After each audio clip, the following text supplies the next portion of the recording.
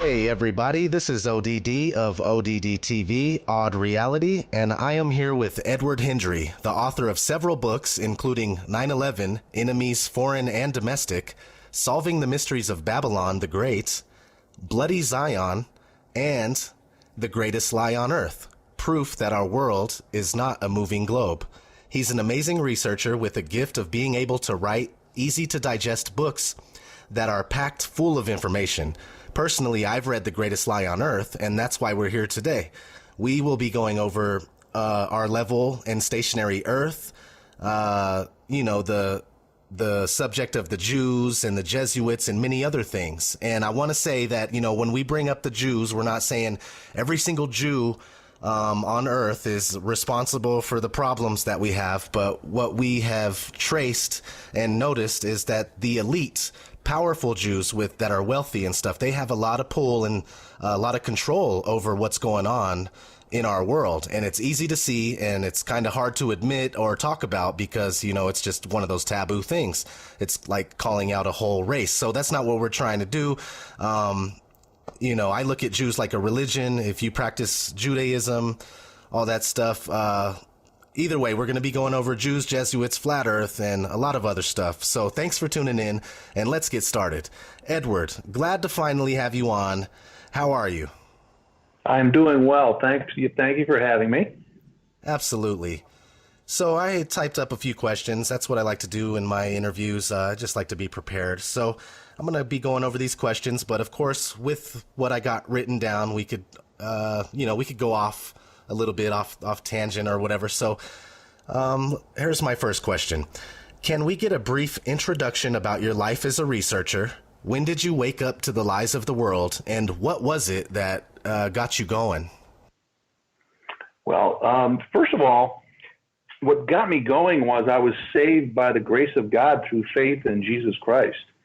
And along with salvation comes what is known as the unction of the Holy Spirit. And with that unction comes understanding. And God's revealed to me a lot of the conspiracies in this world. My eyes were now opened. Okay, when I started reading the Bible, it became clear to me, first of all, that the religion that I was in, Roman Catholicism, was reflected in the Bible very clearly through the actions and what Jesus said about the Pharisees. There seemed to be a parallel. And I realized very quickly that the religion of Christianity was very different from Roman Catholicism. So that was the first thing that was revealed to me. And then I began researching Roman Catholicism and came to understand many of the other conspiracies in this world. A lot of people use the term conspiracy theory. Most don't understand that term, conspiracy theory, was actually coined by the CIA as a way of denigrating those who were researching the conspiracy behind the assassination of John Kennedy. They wanted to put a stop to anybody delving into that, so they wanted to discredit the researchers. And so in order to attack their credibility, they labeled them as conspiracy theorists. And that's a label that's being used even today for anybody who views the events in the world as a product of a conspiracy. But that's how I got started. So that's like a project. Is that Project Mockingbird, where the CIA coined the term? Well, Project Mockingbird was actually where they paid radio and television personalities to parrot the government line. So they were using them as tools to propagandize the population, which they do even today. I mean, that was just one that was uncovered, but that process goes on today. It has continued. Absolutely, I see it. So, with that introduction, let's dive right in. a lot of people out there have read your book. If anybody is looking into the flat Earth and you're researching, wondering what's going on with the shape of the Earth, like many have in the past couple of years, then I'm sure you've come across Edward Hendrie's book, The Greatest Lie on Earth. So I want to know, how long were you looking into the flat Earth before understanding that it was the truth? Well, that's funny. I was looking on YouTube and I came across a video, and the video was called Flat Earth Conspiracy. I believe it was posted by Eric Dubay, and it was sort of an amalgam of a bunch of different other videos that he had put together. And part of the video was done by a guy named Rory Cooper, and he had a YouTube channel called My Perspective. And he has subsequently removed his videos, and I'll talk about that in a minute. But what Rory Cooper revealed in there was so clear to me that what he was saying was true. I was amazed. So I'm watching this video thinking to myself when I first started watching that in my mind, oh, I get it. There's a conspiracy to portray the world as flat in order to discredit those who are investigating the other government conspiracies. That was my initial thought. But when I looked at it, then I realized, well, wait a minute, no. This is not at all that. There actually is a flat Earth. Now, I checked out what he was saying. I began to research, and everything I researched and found confirmed what Rory Cooper had said. And I'm looking at this, and at every turn, it checked out. I did the equations.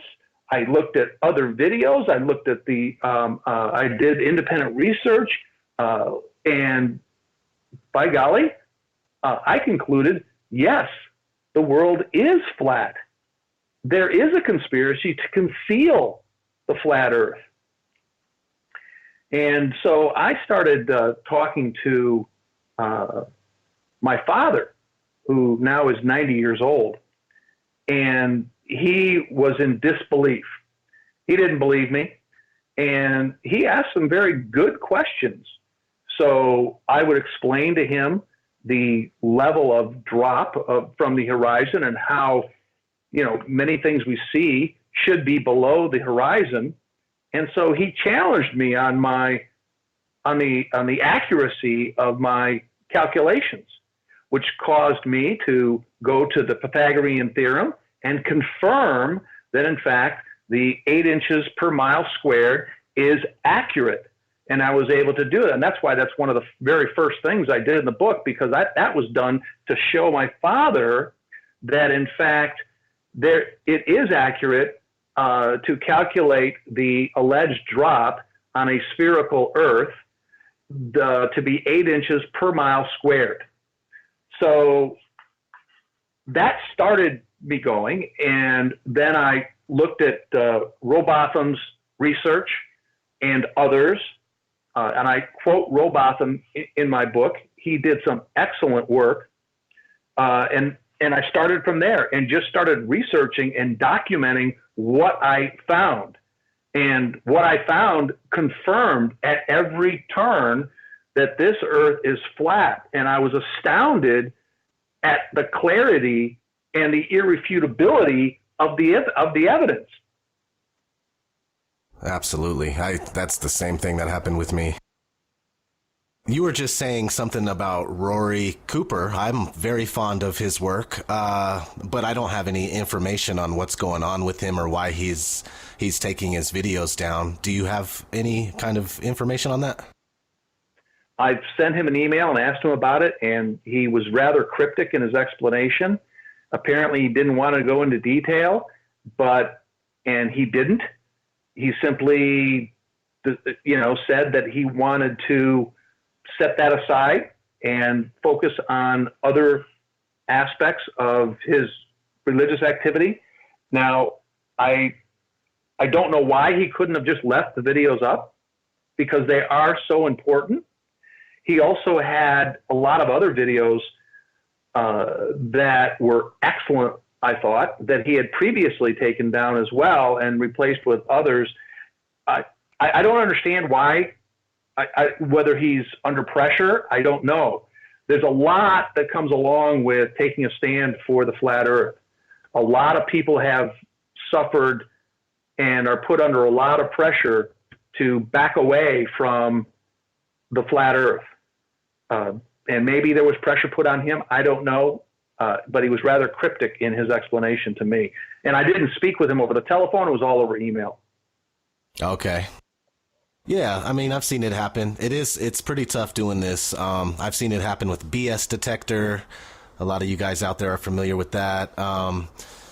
What happened with him? I'm not familiar with that. He was a kind of guy. He came on. I think he edited his voice to sound low, but it was kind of cool. But I think he was obviously taking precautions to cover his tracks, or his identity at least, so his videos couldn't be traced. I think he was doing a great job.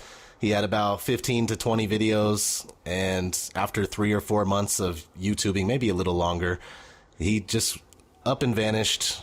If you went to the channel, it said this user has shut their channel down. So that's different from what we usually see. Like this account has been terminated. So right. Another channel that happened. No, well, I have a friend named Kirk. He's from Curious Life of a Flat Earther. He took his channel down, but he put it back up, renamed it Curious Life. So shout out to Kirk. He does a great job. Check him out if you get a chance.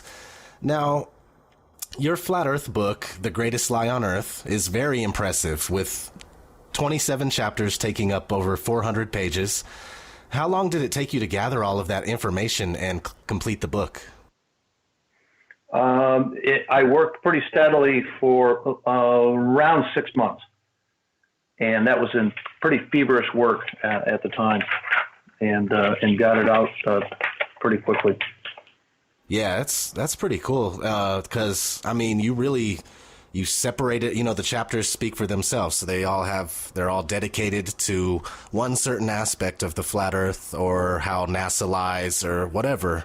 And I mean, it was just a great job organizing the book. I can't imagine it being anything less than a year, but obviously you did it in 6 months, so that's really wonderful. But you have experience, and you've written other books, so I'm sure you kind of got your own process down.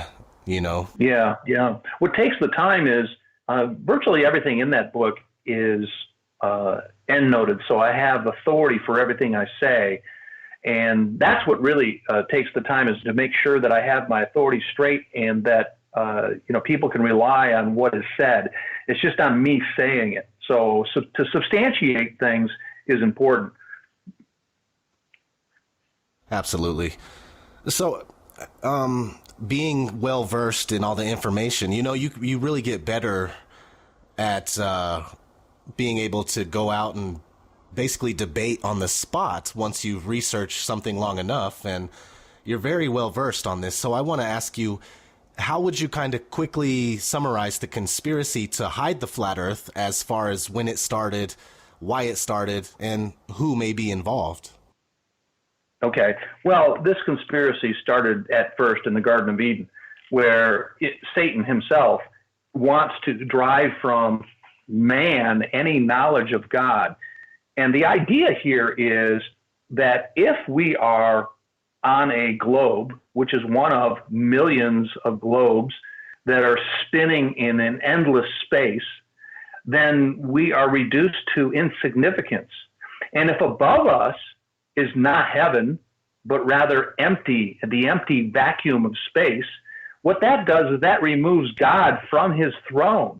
The Bible states that heaven is his throne and the earth is his footstool. Well, if you go up beyond our atmosphere, and when you arrive there, there's nothing but empty space, what does that do? That removes God from the minds of men. Well, when we look up into heaven, it's an empty vacuum of space. There's no God up there.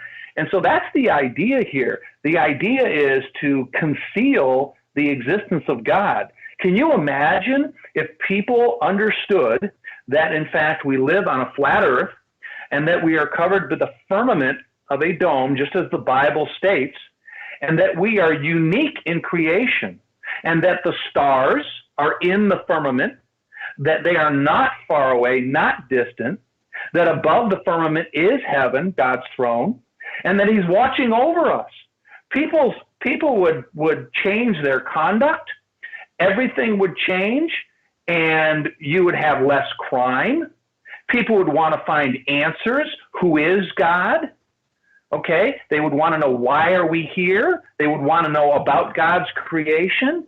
Well, if you can remove from the minds of men the existence of God and portray us as a spinning ball, and that we are not the center of creation, but we have a sun. The sun is the center of a solar system of planets. And the sun is an insignificant sun compared to many, many other suns that we can only see. They're so far away as the twinkling of stars. What we call stars are actually suns, which is not true, but that's how it's portrayed to us. So what it does is it has the effect of removing from the minds of men the existence of God. And so this conspiracy goes back even to the Garden of Eden. In order to control men, they have to remove from the minds of men the existence of God. That's the idea here. Yeah, that makes a lot of sense to me. My life has changed because of the flat Earth. I could say I was an atheist before, and I've kind of battled and gone back and forth with Christianity at times early on in my life, and then there came a point where I went back to atheism, and I was like, all right, I'm staying here for good, and a few years later, this flat Earth changed my life because I see things similar to that. I still question, is everything in the Bible correct, or has it been tampered with, stuff like that. But I think I'm going further and further each day, getting closer to what my path is leading me somewhere on purpose, and I'm anxious to see where I end up and what exactly I believe in after that. But so we basically covered there how it got started, and why.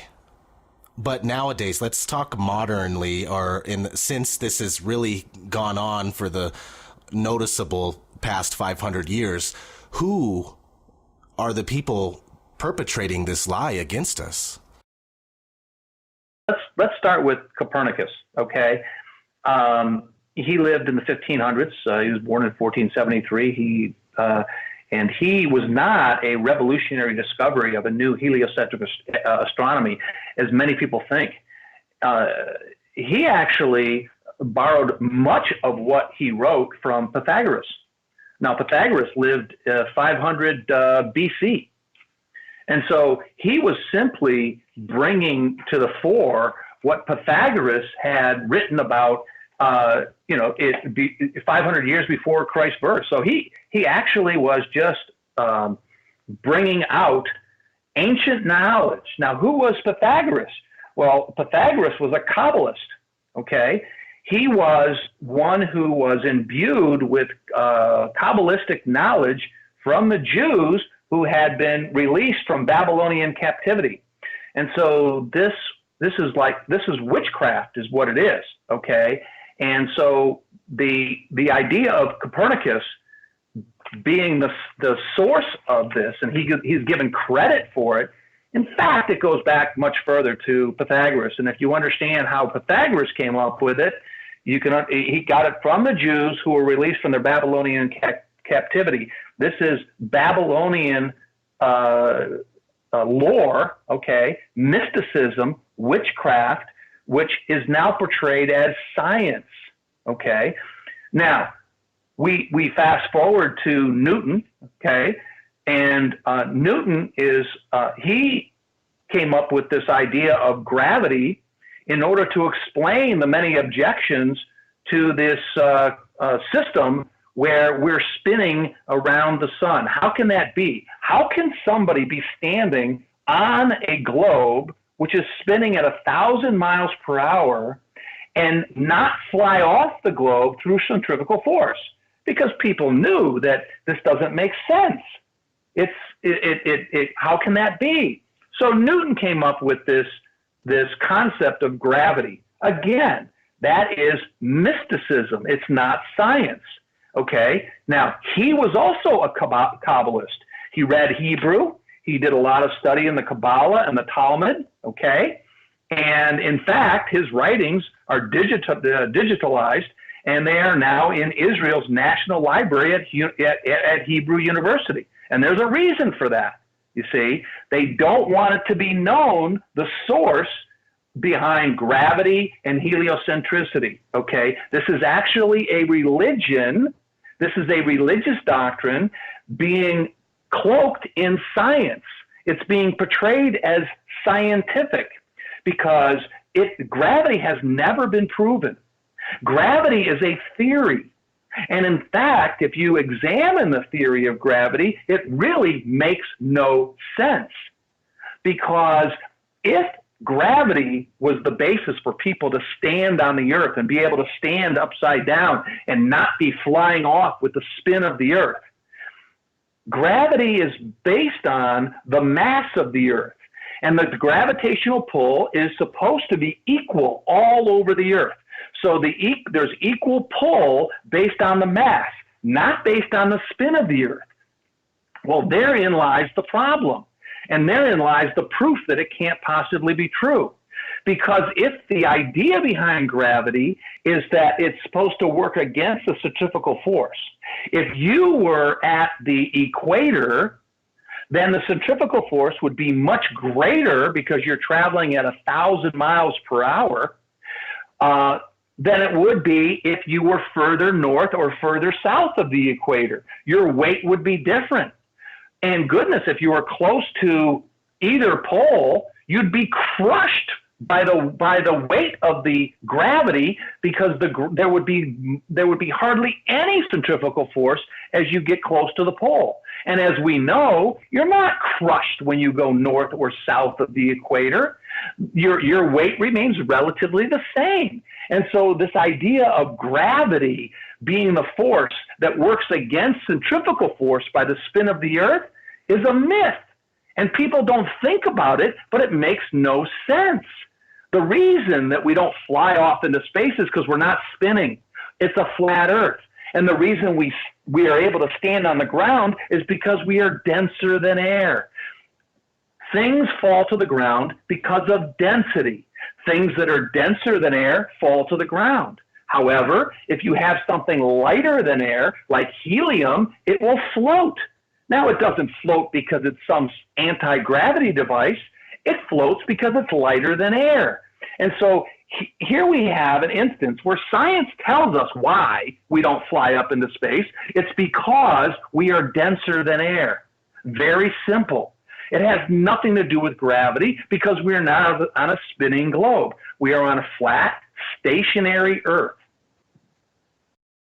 You nailed it. That's absolutely 100% a fact. That was a good one. So, you know a thing or two when it comes to the Jews, the Jesuits, and the Roman Catholic Church.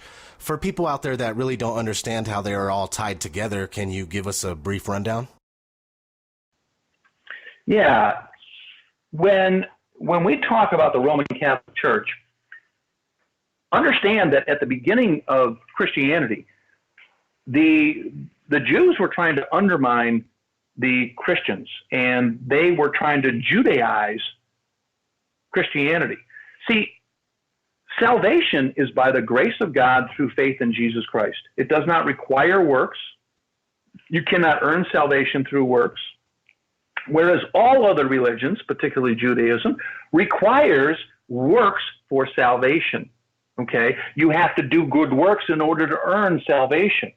Well, Jesus Christ came as a propitiation for our sins. That is, to pay the price for our sins. If you believe in Jesus Christ, then your sins will be paid for by him. And you do good works because of salvation, not to earn salvation, you see. And under Judaism, it's a religion based on salvation also by race. Well, Jesus said that he came to break down the door that separated Gentile from Jew. And so now there's no distinction between Gentile and Jew in God's kingdom. Salvation is by the grace of God through faith in Jesus Christ, regardless of whether you're Gentile or Jew. This racial distinction is a distinction which is something the Jews cling to, okay? But God has said he has wiped that out.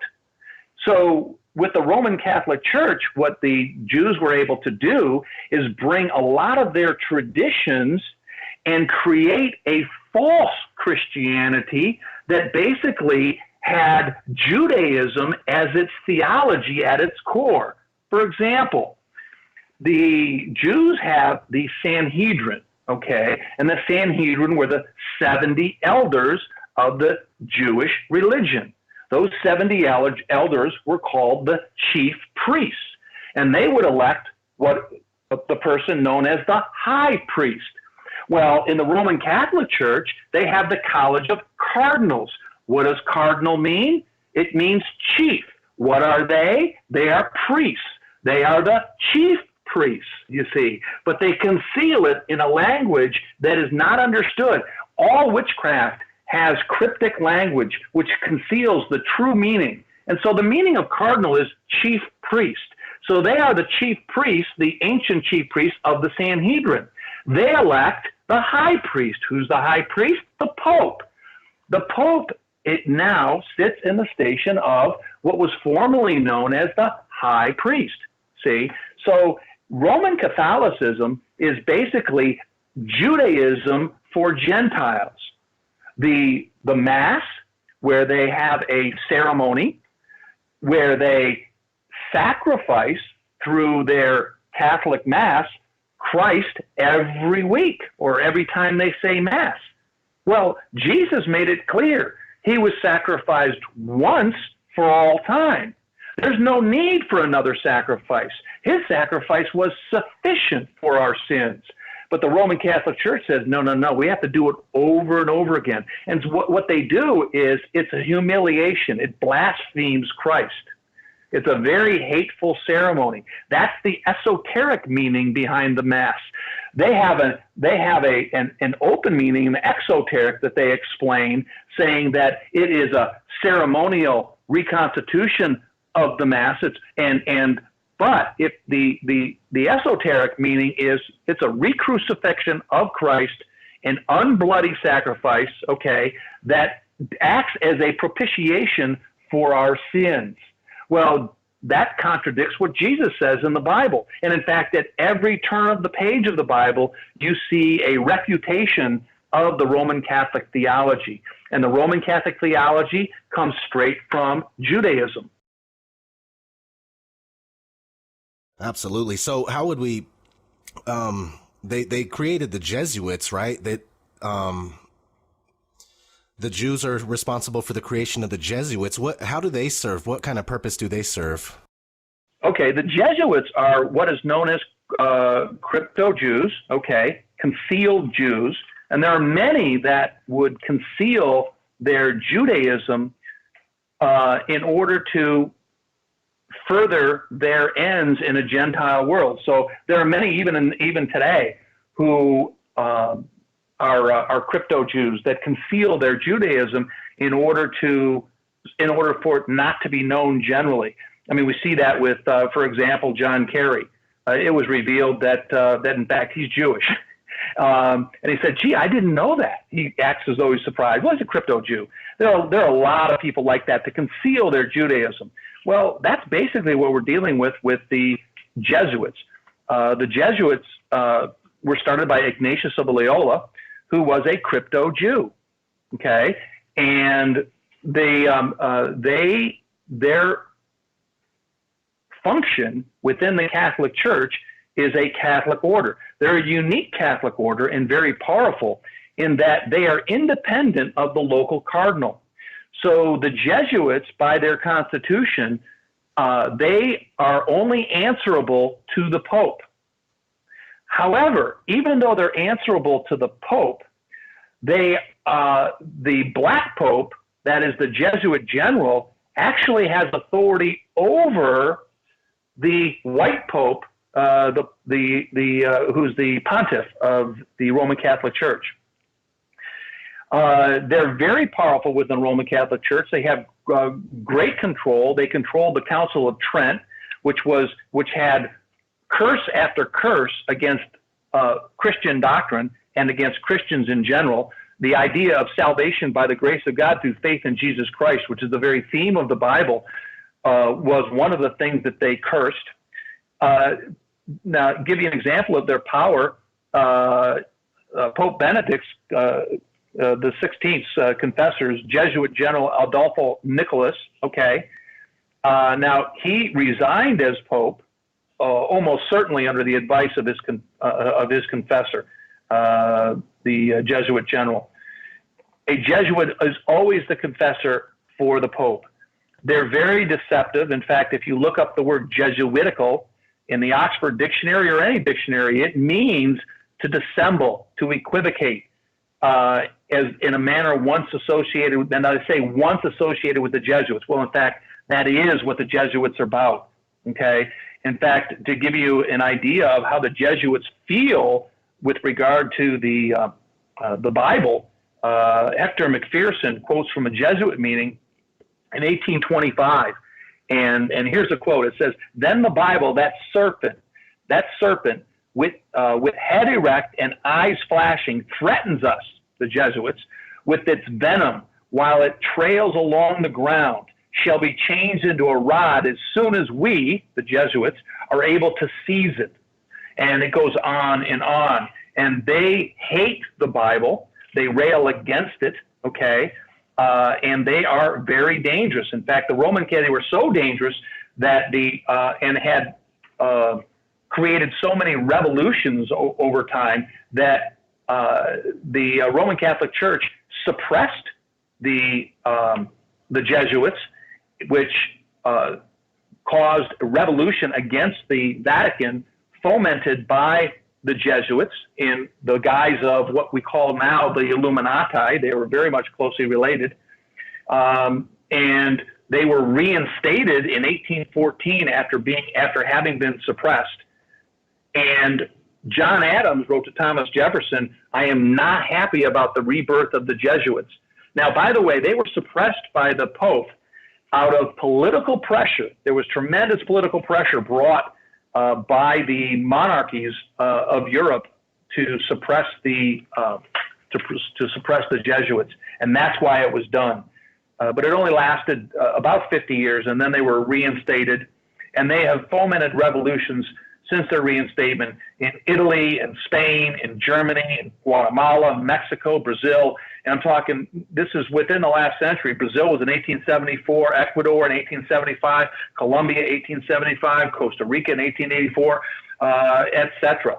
Okay. In fact, in Switzerland, from about 1848 until the year 2000, the Swiss Constitution had an Article 51 which forbade the Jesuits from engaging in any cultural educational activities within Switzerland.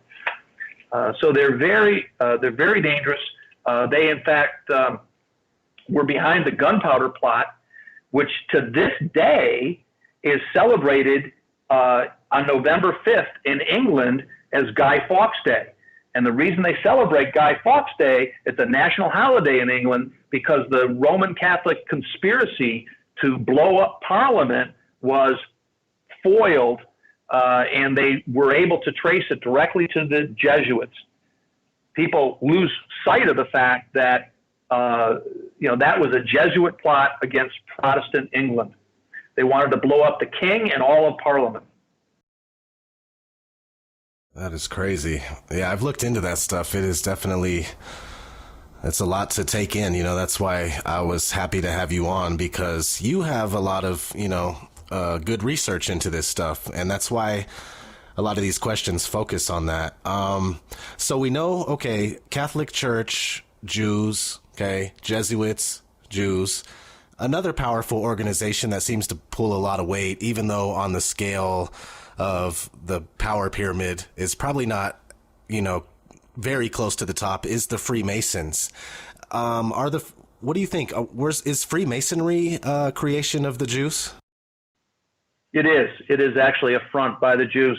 If you read the protocols of the learned elders of Zion, which I believe are authentic, okay, and they use, and they explain in there that they use Freemasonry as a cloak for their conduct, for their conspiracy, and it's a cover, and they say so. They say in one of their protocols, Gentile Masonry blindly serves as a screen for us and our objectives, but the plan of action of our force, even its very abiding place, remains for the whole people in unknown mystery. So it is a cloak for their activity. Now understand, with Freemasonry is heathenism, which also Judaism is. The god of Freemasonry is Lucifer. And so when you look into Freemasonry, you'll see that it also leads right back to the Kabbalah. So in fact, Albert Pike states in Morals and Dogma, Masonry is a search for light that leads us directly back to the Kabbalah. Okay. Albert Mackey, in his authoritative Encyclopedia of Freemasonry, confirms what Albert Pike states, and he says that the Kabbalah is the mystical philosophy or theosophy of the Jews. It's intimately connected with the symbolic science of Freemasonry. So Freemasonry is based on Judaism and the secret doctrine of the Kabbalah. The god of Freemasons is Lucifer, and they are, you'll find, involved in NASA very deeply, okay? Just to give you an idea, the manager of the Apollo program and command and service modules and deputy manager for the Gemini project was a guy named Kenneth Kleinneck, and he was a 33-degree Mason. He was the brother of Fred Kleinneck, who was the sovereign grand master of the Supreme Council, Mother Council of the World, Southern Jurisdiction of Freemasonry. And he, in the New Age article, Kenneth Kleinneck stated, now, how many of the astronauts themselves are Brother Masons? And he lists Edward Aldrin, Gordon Cooper, Don Eisler, Walter Schirra, Tom Stafford, Ed Mitchell, Paul Weitz. So a very significant plurality of the astronauts and the administrators of NASA are, in fact, Freemasons. So when you look at the deception of NASA, you see Freemasonry very closely underneath as far as the management level and the astronauts themselves. Yeah, that is so wild. I just can't believe that. So the Freemasons worship Lucifer, and so that means the Jews worship Lucifer. Jews have infiltrated the Vatican, and they got the world's biggest telescope, and they named it Lucifer. How about that? That's pretty crazy, huh? Yeah. How about that? And, I mean, it's just unbelievable, you know. They put it right in your face. Yeah, here's one thing I get confused on, and I've been wanting to ask you this. In the Bible, the Star of David is not referenced anywhere, but the Star of Remphan is. And I'm certain that the Star of Remphan is what's now called the Star of David. But the thing is that Remphan is another name for Saturn. And Saturn, that's what I could trace it to, as Saturn. But when then you start looking into what Saturn means, Saturn seems to have so many different names and elements throughout history. I wonder what the relevancy truly is when it comes to Saturn, and if Saturn, Satan, Lucifer, etc. really are the same entity. I just wanted to get your thoughts on that. Yeah, well, when you start looking into the occult things, you find some very disturbing things. So, with regard to the Star of Remphan, I have not yet been able to find proof that it is the Star of David, although I have a strong suspicion that it is. Until such time as I actually have the proof, I'm going to hold off on giving an opinion on that because I don't have the proof. I only like to say things if I have proof. So until I see the evidence, then I'm going to hold off. But I do suspect, and anything, any investigation starts with a suspicion, but I haven't yet come up with the proof. And so I would hesitate to go out on a limb and say that, yes, the Star of Remphan is the Star of David that is now the symbol of the Jewish, power, which was first indicated with Rothschild. I can't say that. So I don't know. But what I can tell you is this idea of trying to conceal the flat earth is brought about because they do serve a heathen god, and all of these gods, even Apollo is it's another name for the devil. Okay, they even name their rockets after heathen gods. Why? Well, if you read the Bible, it says the invisible things of him from the creation of the world are clearly seen, being understood by the things that are made, even his eternal power and Godhead. So that's that. And I'm quoting from Romans chapter 1. So you see, the flat earth reveals the invisible things of God to man. Satan can't have that. He can't have that revealed to man. He must conceal that, you see. And so a good revelation of this is in the book by George Orwell, 1984. There's a passage in there where O'Brien is speaking with Winston Smith, who apparently is being tortured by O'Brien, who was part of the government conspiracy. And he tells Winston Smith that we control matter because we control the mind. Now, that is so significant. That is so significant because if you understand what 1984 is, it's a dystopian novel written by George Orwell, who was an insider into the communist conspiracy. Now, communism is basically Judaism come into power. All of the major communists who were behind the communist revolution in Russia and throughout the world, international communism, are Jews. It's the Judaism that has come to political power. And so when he says we control matter because we control the mind, his point is that they don't actually control matter in actual sense. In other words, the world does not actually spin at 1,000 miles per hour, but they can convince people that it does. And so in that sense, they control matter because they can control the way people think. And so they control all the mass media, they control the educational system. And so from the beginning, when you show up in kindergarten or the first grade, you are presented with a globe. And then you were told about how the ancient savages, in their ignorance, thought the world was flat. But we're so much more enlightened now. And so they're conditioned to believe, well, if you think the world's flat, you're on the outs, you're dumbbell, you are a savage, see? And so that conditioning is very difficult for people to overcome. The whole society is built around this lie that we live on a globe. And so the idea is it's mind control, okay? It's mind control. And if you read the Bible, it says that say among the heathen, the Lord reigneth. And then it says, I'm reading from Psalms chapter 96, the world also shall be established that it shall not be moved. And then in the next sentence, he shall judge the people righteously. So the immovable earth is linked very closely with the righteous judgment of God. Well, part and parcel of the righteous judgment of God is punishment for sin.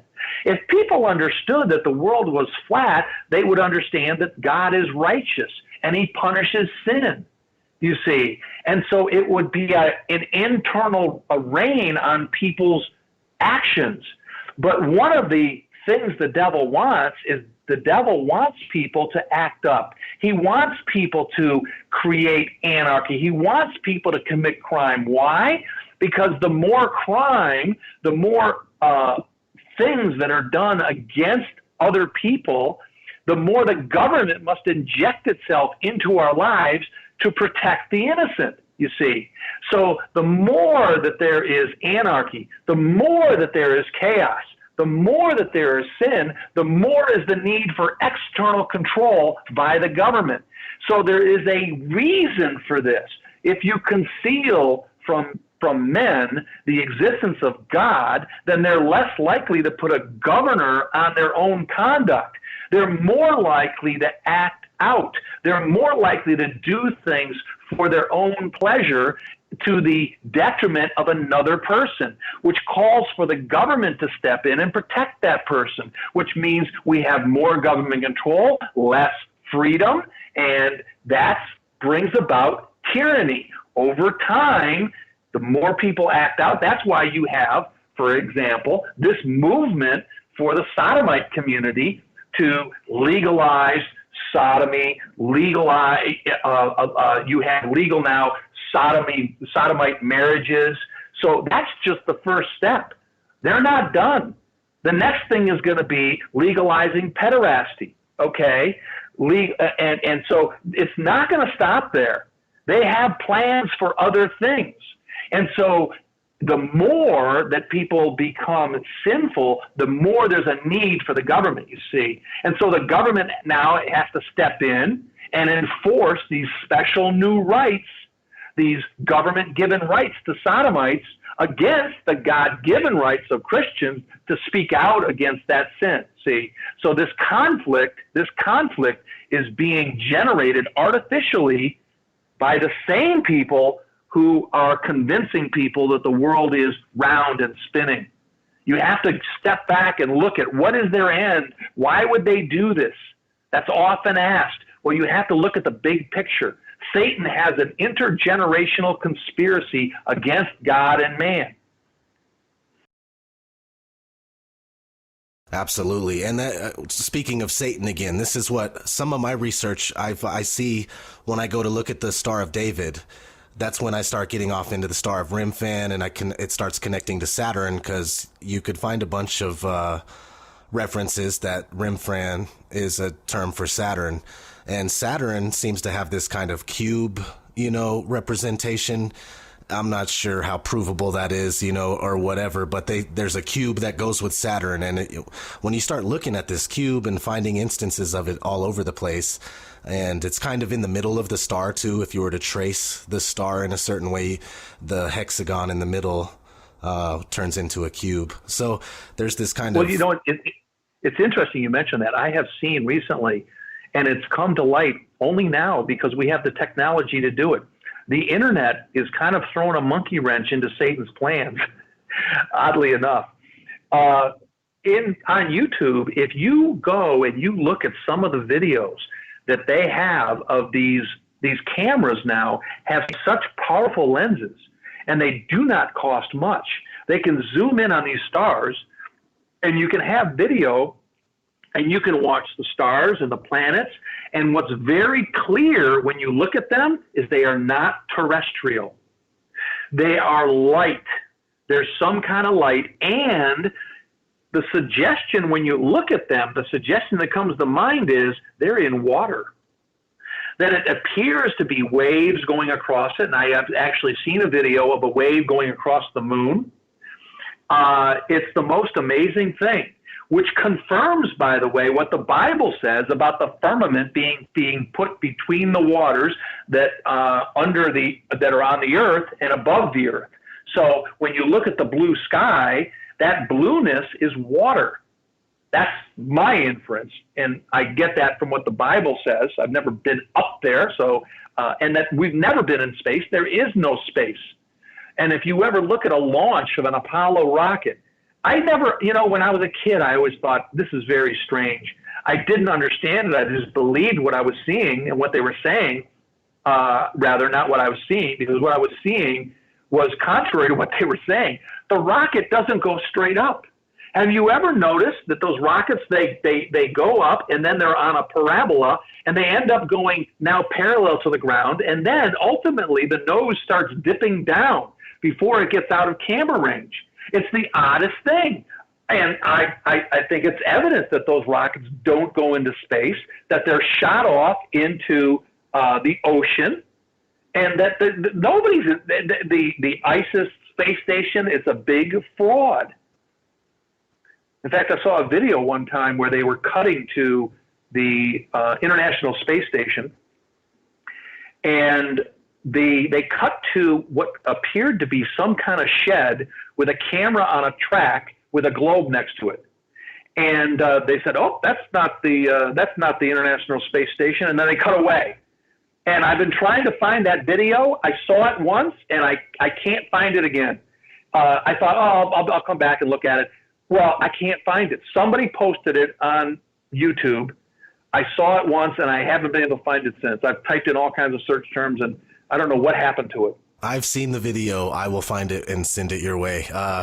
Yeah, that was a good one. Great. That was definitely a good one. And yeah, you could tell those rockets are definitely going into the Bermuda Triangle kind of area in the open ocean. You know, they're shooting it directly into the most open area of ocean water, and you watch it go down.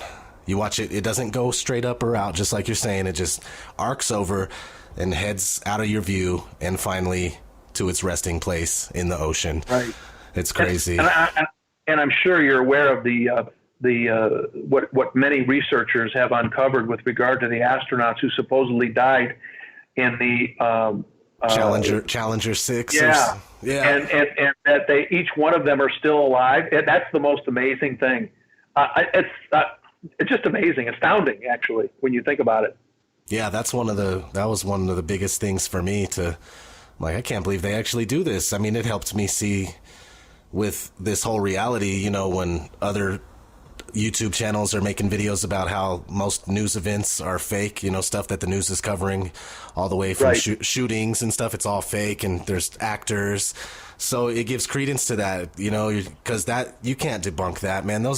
Those people didn't have twin brothers and sisters, and you know, they claimed some of them did, and that's just absolutely insane. Snopes tried to debunk that, and that's another way that you could just see the controlled opposition, like Metabunk, you know, and Snopes. Right. And I'd be interested to read what they have to say about that. That would be hilarious. It's on there. You could go look at it. It's absolutely mind-boggling how they try to dismiss it and say it's just a conspiracy theory. Well, think about it. If they can convince the world that the people in the world that the Earth is a spinning ball going at 1,000 miles per hour, while at the same time it's rotating around the sun at 67,000 miles per hour, while the sun in turn is supposed to be hurtling through the Milky Way at 500,000 miles per hour, while the Milky Way itself is supposed to be going at between 300,000 and over 1,000,000 miles per hour, and that all of that spinning is being done while the North Star, which is 400 light years allegedly away, stays fixed over the North Pole. You just stop and think about it. If they can do that and convince people that we are spinning on this globe, then everything else, every other conspiracy, every other lie is child's play. They've got us, you see. Yeah, sad but true. I have a friend that he makes YouTube videos, and I was talking with him. His name is NorCal Waters. Real name is Caleb. Wanted to give him a shout out because he read your book and he sent me a few questions in my email. So I was just going to ask you a couple questions from him that he wanted to hear you answer. Here's the first one. Concerning the body of information coming from the space agencies of the world combined and their fraudulent nature, do you suspect that there are those within these agencies which are leaving breadcrumb trails of imagery manipulation as a means or a cry for help? Many assume top to bottom trust or distrust concerning these sectors.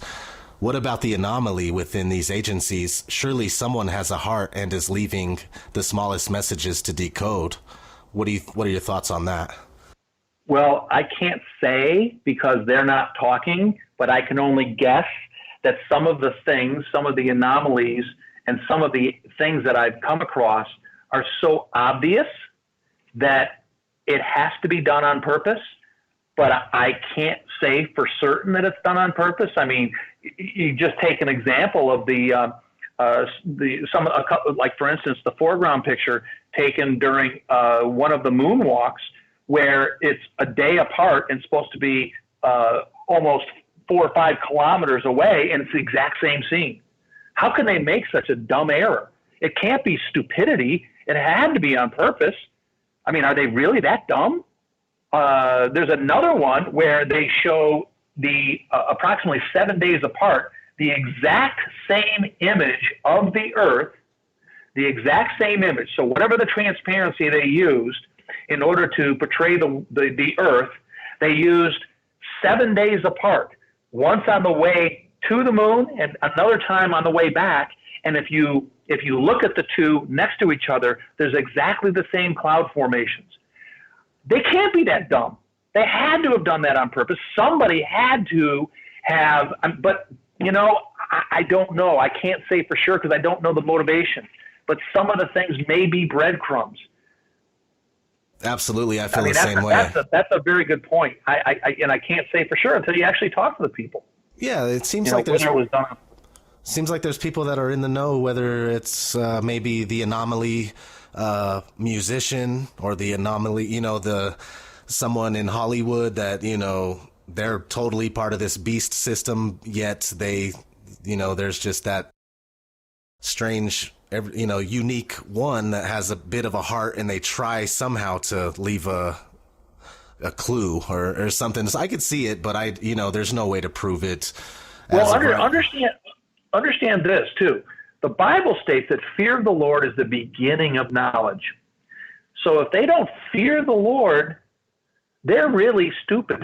So they could be just plain stupid. See, understand there's a difference between being very powerful and being very knowledgeable. Those are two different things. Just because they have people beneath them who they use as their subordinates, and they use the knowledge of these people, doesn't mean that they themselves who are running this conspiracy are terribly smart. They're not. They're just ruthless, okay? And they have tapped into a spiritual darkness, because we wrestle not against flesh and blood, but against principalities and powers and the darkness of this world, okay? And so these spiritual powers give them tremendous power, but not necessarily knowledge and wisdom. So a lot of these errors, you know, who knows? Who knows? Yeah, that's true. Here, I got another one from NorCal. What type of personality or psychological structure would be needed to participate in this hoax as an astronaut? Are there any kind of specific indicators that you suspect? Well, if you understand that most of the astronauts, well, I can't say most. Actually, maybe I can, because I can't think. Actually, I can't think of one that was not a Freemason. Can you? No. I can't think of one that was not. Allegedly, Neil Armstrong was not a Freemason. However, I've heard him be referred to as a fellow brother by the Freemasons. So even he, who I can't confirm was a Freemason, may have been a Freemason. But anyway, be that as it may. To be a high-level Freemason, you have to go through stages. And so and as they go through these stages, one of the things that they ask for is more light at each stage, okay? So, well, at some point, it's revealed to them who is the light bearer. Now, if you know, Lucifer literally means light bearer. So as they go through their stages, at each stage, there's some part of their conscience which becomes seared. Okay, so basically they have to prove themselves at each stage. So it's sort of a screening process, Freemasonry is, so you never get to the higher levels of Freemasonry unless you're able to prove yourself through these stages. See, that's the whole point of the stages of Freemasonry. So when you go through up to the 33rd degree of Freemasonry, when you get to that degree, it's revealed to you who it is that they worship, and that is Lucifer, see, because they're constantly asking for light. I want more light. And they're revealed some aspect of who it is that's behind Freemasonry until it's ultimately revealed it's Lucifer. Now, there's a point at which they have proven themselves, and that therefore now they're going to be in on the secret, in on, okay, here are our plans. And so they'll be given a compartmentalized portion of the plan, not the whole thing. Only Satan knows the whole plan, okay? You're familiar with intelligence agencies where they have things compartmentalized, where what one compartment does, each person knows only enough to do their job, and it's called a need-to-know basis. Well, that's the way Satan's kingdom is set up, okay? So every person in this conspiracy, satanic conspiracy to control the world, they only know that part that Satan thinks they need to know. The big plan is known by him. And of course, if you get higher and higher in the hierarchy, they know more and more, okay? Now, the astronauts know just enough to be useful in the conspiracy. They know enough to go along with the program, to be deceptive. Now, they're very well paid, okay? They get paid well, they get fame, their family is taken care of, they're supported. So there's a lot that goes along with this to be an astronaut and be in the program. And they know, because they've learned through the lessons of others, that if they cross and they do something that reveals any part of this secret, or then they can be killed. And that has happened. Yep. They kind of get a lot of blackmail on these guys, right? So they could hold it against them later. Now you've now raised another interesting point. I believe that at a certain point, when they think that they become useful, that's one thing they do, is they have some terrible crime, some terrible infraction, some terrible thing that they've done. Oftentimes it's set up by their controllers so that they are involved in something where now they hold that over them. In Washington, D.C., you can consider Washington, D.C. as blackmail central. There are more hotel rooms and rooms that are wired for sound and video than anywhere else. And these politicians, they go there, they get set up. Once they then engage in whatever this nefarious conduct will be, they now have them, okay? So blackmail is big. So they offer them the carrot or the stick. And yes, that's as old as time, this idea of blackmail. And nobody gets to a very high level in politics unless they have something they're holding over them. Yes, some terrible crime, some terrible deed. Yes. Absolutely. All right. So let me think. I had something I wanted to ask you. Oh, yeah, I've been watching a few videos from one of my favorite YouTube channels called Truth Media Revolution, and they've been covering a lot of Trump lately and how most of his, or pretty much all of his cabinet members are Zionist Jews or Ashkenazi Jews or something, and I thought that was pretty wild. How do you feel about Trump? Have you been looking into all the aspects of what this is bringing to the New World Order as far as him being president? Well, here is my guess on that. I believe Trump would not be president if it weren't for the Zionist Jews that back him. Very powerful Zionist Jews are behind his presidency. And I don't believe that he is as independent as he is portraying himself. I believe that the United States, right? Understand this, the United States is insolvent, the United States government. It's insolvent right now as we speak. If anybody was in the economic condition that our federal government is in now, and this country is in, they would have to declare bankruptcy. They cannot exist. The debt is just too massive. So understand that the government is insolvent.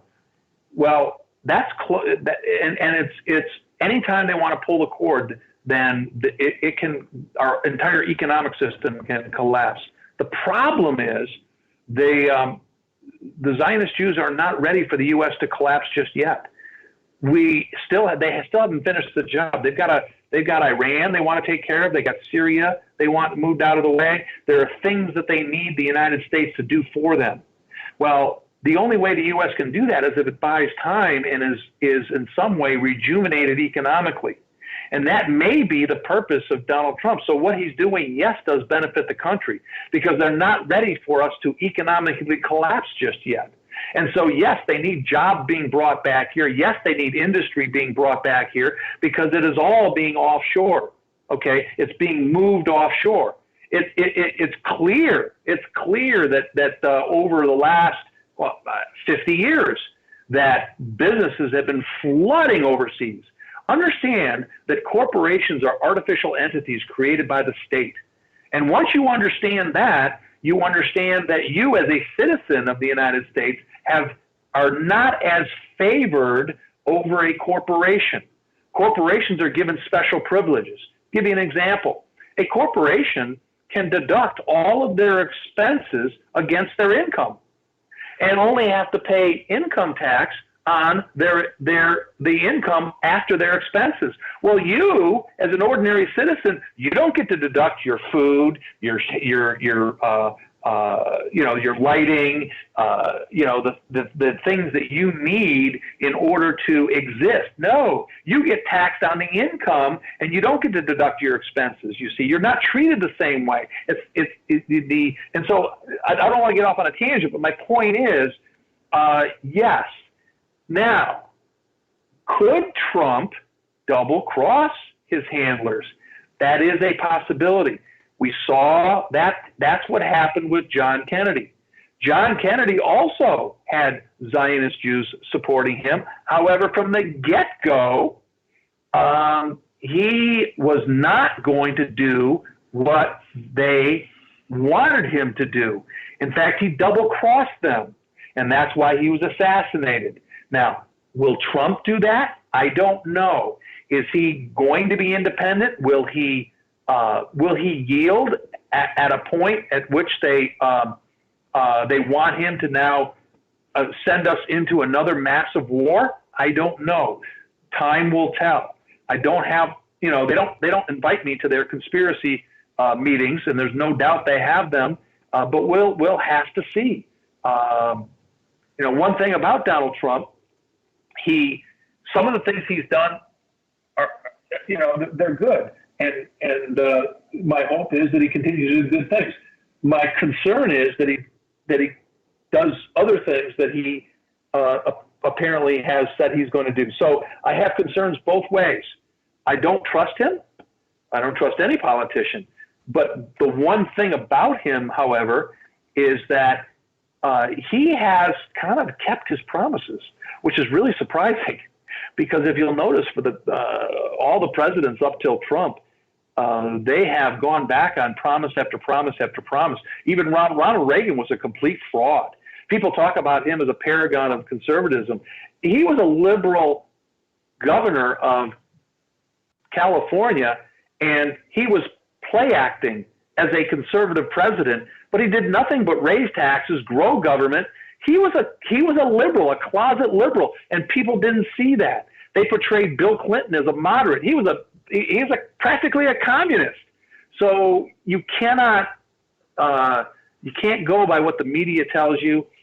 He's absolutely right that the media is completely controlled, and he calls them now fake news, which I think is hilarious. He's now turned the term that they use against real news done by real investigators who are not part of the corporate media. They initially called them fake news. Now it's being turned on them, and he calls them fake news, which I think is hilarious. But again, yes, I believe he is controlled by Zionist Jews. We'll just have to see what happens. Yeah, whether we're in trouble or not it might not be the case. Yeah, but is he going to be a John Kennedy, or is he going to be a Ronald Reagan? Yeah, I feel like either way he's going to be taking us one more step towards where they want us to be, whether it looks good during that time or not, like you were saying, Yeah. So is there anything you'd like to say? Is there anything you're working on before we get out of here? No, I appreciate you having me on, and this issue of flat Earth is very important because once people understand that the earth is flat, they'll start asking, well, then why was I lied to? And then all of the other conspiracies that the governments of the world are involved in become so clear, and it becomes so clear what their objective is. So that's very important. And ultimately, they'll come to a knowledge of Jesus Christ, and that's my hope. Good stuff. Yeah, it was a pleasure to have you on, and keep in touch, man. We could do this again sometime. Thank you.